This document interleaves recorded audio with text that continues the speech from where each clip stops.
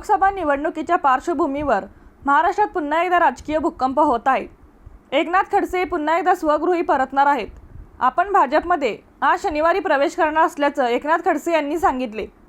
काही दिवसांपासून एकनाथ खडसे भाजपमध्ये परत येतील अशा चर्चा सुरू झाल्या होत्या।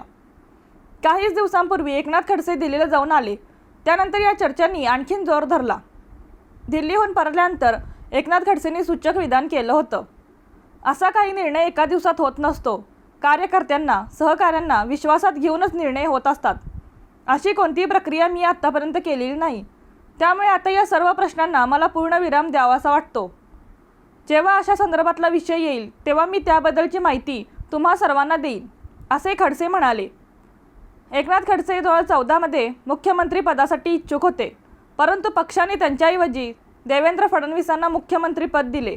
त्यामुळे नाराज झालेले खडसे विरुद्ध फडणवीस असा संघर्ष सुरू झाला। रणनीती न्यूज चॅनलला आजच सबस्क्राइब करा आणि रहा अपडेट।